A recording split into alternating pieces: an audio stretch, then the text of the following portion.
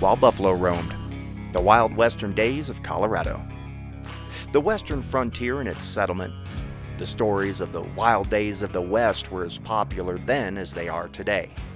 There's something romantic and tragic about this rough part of the country. The plains and mountains, the rivers and valleys, the native inhabitants trying to protect their existence, and the brave men and women who risked everything to start anew in an unknown wilderness.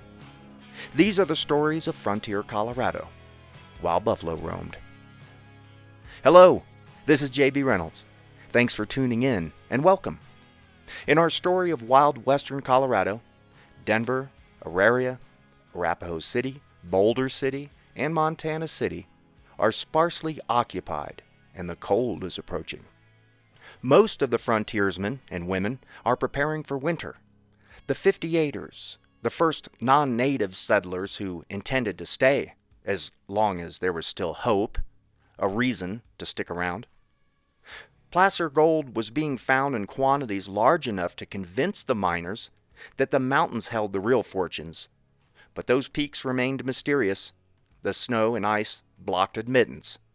Also, the Ute tribal people, who did not participate in the Treaty of 1851, were on the defense, unfriendly to the new tourists.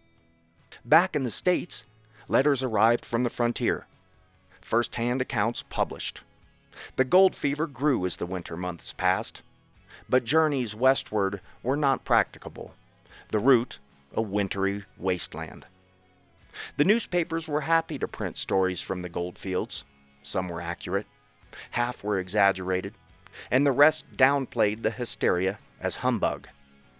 The truth is, nobody at that point knew whether or not the western edge of the Kansas Territory would be anything like the boom of California. Aspirations, some meager evidence, and fine, beautiful lands with pleasant weather, even though winter was upon the pioneers. There was a murder that occurred while Sheriff Wynkoop was on his way to Lecompton, right around Christmas. John Rooker and Jack O'Neill got into it over a card game. It was decided that murder would be attempted by each other to the other on next sight. That sight happened the very next day, when O'Neill, a hulking young man, was strutting past Wooten's store. His chest puffed out, head tilted back. He swung his arms confidently in his shirt sleeves. Rooker waited for Jack to pass, then emptied his revolver into O'Neill. Jack was dead before he landed. Cold-blooded murder. No vigilance committee was gathered, no posse drawn up. The few 58ers thought each man to be a bad element. One less, the better. And that was that. Rooker would cause more trouble later. But this episode isn't about Rooker or O'Neill. This episode is devoted to the journey. The pioneers' travels to Cherry Creek. In the coming episodes, the 58ers will be inundated with new arrivals, so this is the perfect time to describe the early crossing of the plains from the 58ers, specifically from the journal of Augustus Voorhees. He was a member of the Lawrence Party discussed in the last two episodes. I've read many accounts of the crossing of the plains, the trip from civilization to Cherry Creek, Denver City, the goldfields. The following account is very much like the rest, and Mr. Voorhees was kind enough to take the time to jot down some details of the trip. Today we hear his words. As mentioned, the Lawrence Party took the southern route along the Santa Fe Trail, passing Bent's Forts, old and new, Fagan's Grave, Pueblo, Pikes Peak, Garden of the Gods. Notice on July 4 there is no mention of our nation's independence. Also note that the party traveled at night for about half the journey. So without further ado, the travel journey of Augustus Voorhees, coal miner, adventurer, farmer, and scholar. A man with a winning, warm smile and good nature. Let us hear him today as he describes his travel from the Missouri River to Montana City, Kansas Territory.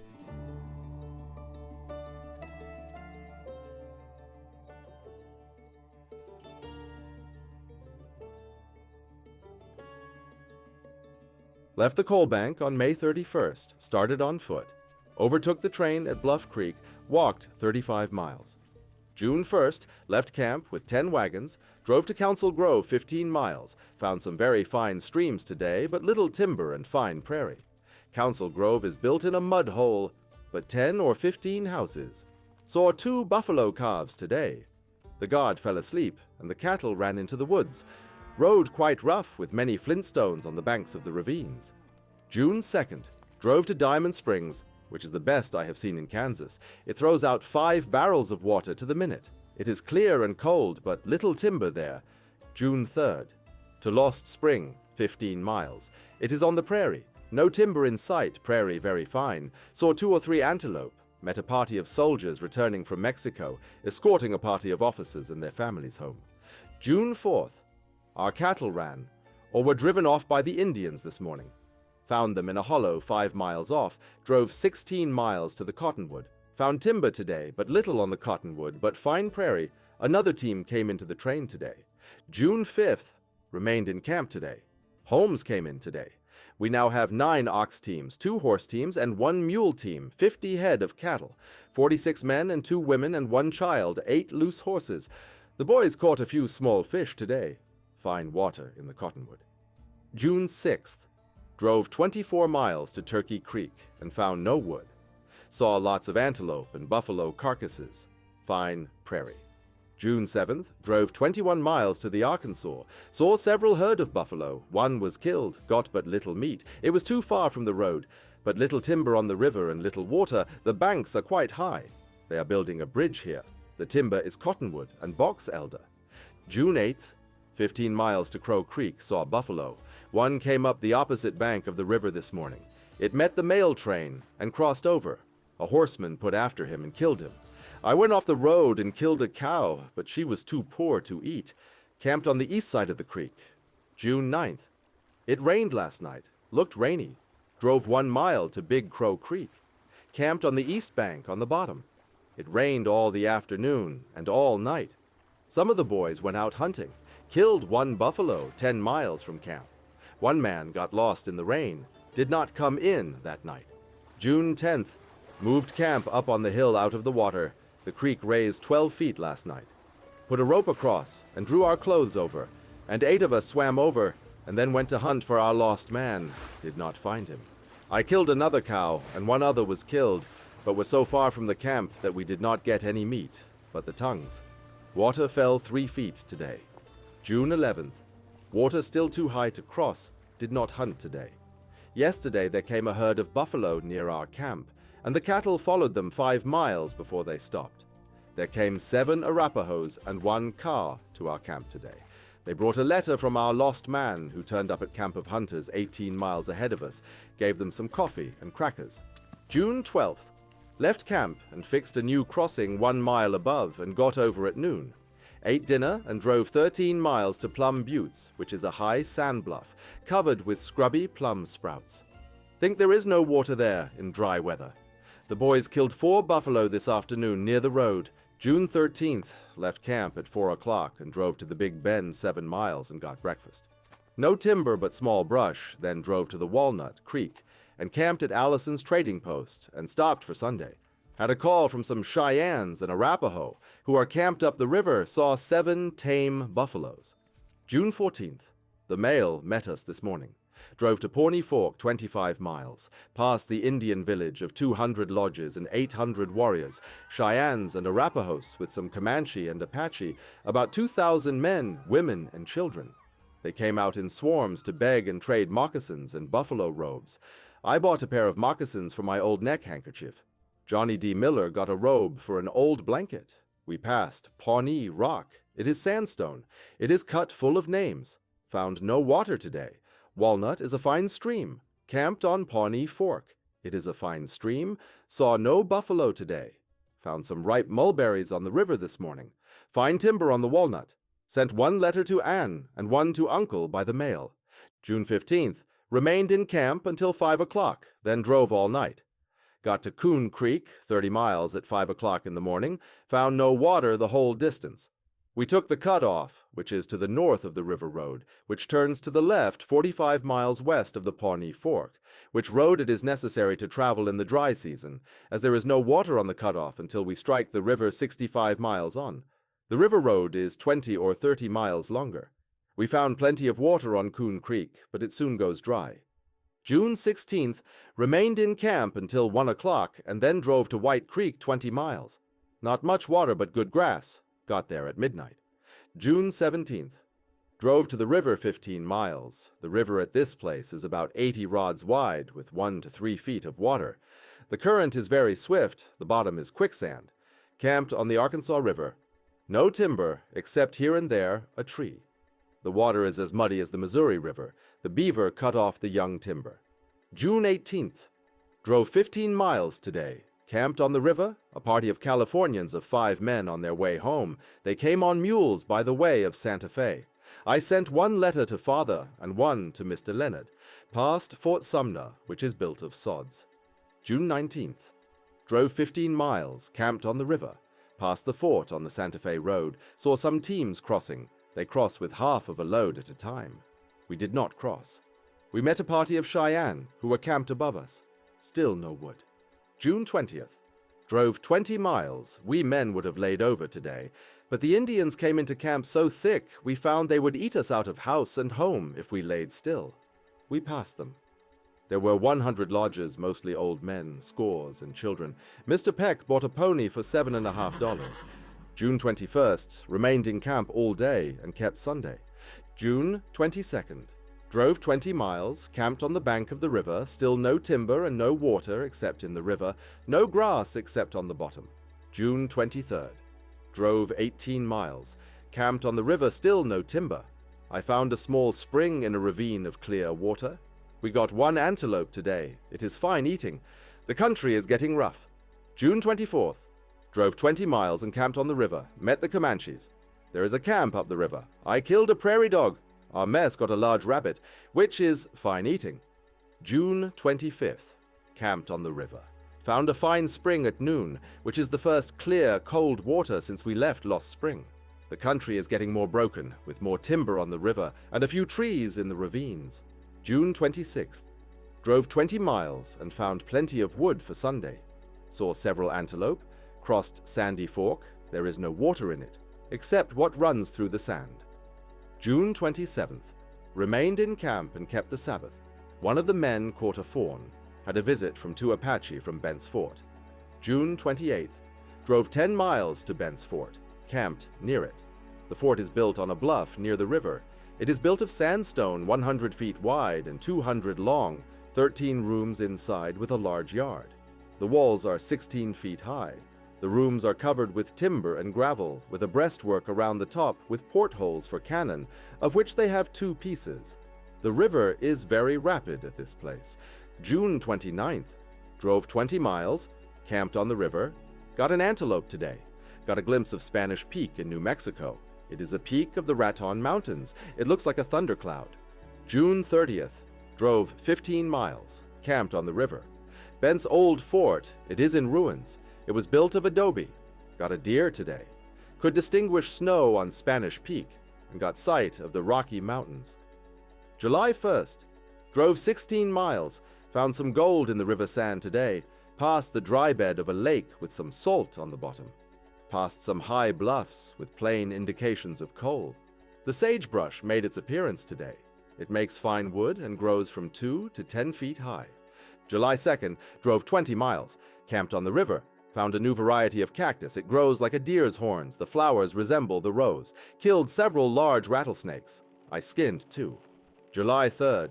Drove 18 miles. Camped on the river. Had heavy hail and thunderstorms from Pikes Peak. Pueblo is 5 miles above us, at the mouth of Fountain Creek. It was destroyed by the Indians 2 years ago. There was nothing there now. July 4th. Left the river this morning. Crossed the bluffs and struck the creek 15 miles above the old town and camped. Struck the road from Taos to Fort Bridger. The stream is very swift. July 5th. Met 2 teams returning home discouraged. They hunted 5 or 6 days and left. They say there are 90 men looking for the gold. Killed 1 deer and 1 turkey and upset 1 wagon today. July 6th. drove 10 miles on the creek. Part of the men went to Mountain to prospect. We mean to stow here and make a regular search for diggings. We are camped 3 miles from the foot of the range, of which Pikes Peak is the highest, which is covered with snow in sight. July 7th. Remained in camp today, waiting for the hunters to come in. They found not much signs of gold. They killed some deer and antelope and saw some bear tracks. July 8th. Drove 12 miles. We left the Cherokee Trail to the right and followed the creek to the foot of the mountains. We found fine grass and good water and rocks plenty. Miller cooked 4 days' provisions to go to Pikes Peak. July 9th. We started in the morning, followed up the creek valley 3 miles, and found 3 soda fountains or boiling fountains. They are quite sour and resemble Congress water. They boil up very strong. We also found a log shanty there. We climbed up the mountain all day, found some hard climbing, large rocks. I killed 1 sage hen which we roasted for supper. We made our camp between 2 rocks and built a large fire. We had a light shower in the night. They had heavy hailstorm at the camp. We crept under the rocks. July 10th. Started early and went to the foot of the main peak and left our blankets and went up. We had a heavy hailstorm which kept us 3 hours under the rock. The mountain was covered with hail. We got to the top at 3 o'clock, but it was so cloudy we could not see the country beyond. We cut our names on a stick and put it in a pyramid of stones that we piled up, the top level 25 or 30 acres. Nothing but small rock tumbled together. We started down at 4 o'clock. It was so cloudy that we could see nothing below us. We cannot find the way to our packs, and we stopped at the first timber, which was pick pine, and found a rock to shelter us from the wind and rain. We built up a great fire and stopped for the night. It was so cold we did not sleep much without our blankets. We were 1 mile from the top. It blew very hard all night. July 11th. The fog blew off in the morning so that we could find our packs, and we started for home. The mountains are covered with spruce. The fire has burnt most of them dead. The red raspberry and strawberries are quite thick. Some of them are ripe, and some are in blossom. The fog was so thick that we could not see much as we came down. We found some quartz rock and some crystal quartz. We came into camp at 4 o'clock. We saw some buffalo tracks in the mountains that were made last spring. We also saw a few mountain sheep tracks and deer tracks. July 12th. We broke up camp and struck east for the old road. We got to what is called Jim's Camp. There was a fine spring and lots of pine wood there. It is on the Cherokee Trail to California. There we found the party above us had gone back. When they came to the place where we left the road, they stopped and sent some horsemen up to our camp, and they followed us and took dinner with us. We sent 3 men with them to their camp, and they concluded to join us at our old camp and prospect in the mountains together. They found some gold on Cherry Creek, but it was so fine they could not separate it from the sand, and not enough to make it pay. There were 56 men of them, some Cherokees, and some from Missouri and Georgia. Some were old miners. From Jim's camp, the distance is 12 miles to Brush Corral, or the entrance of the pinery. The corral will be easily found. It was built by Colonel Loring, Captain Marcy, of the United States Army, who led a detachment destined for Utah over this route in May 1858.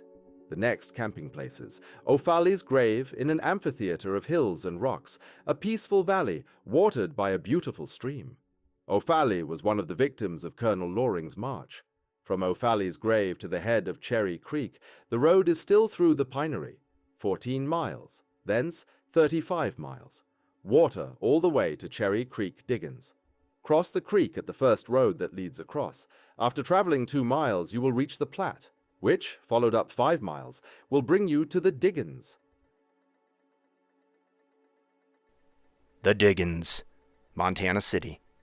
Discussed last episode. It took the travelers about 45 days to complete the trek. Wagons and oxen averaging 2 miles per hour.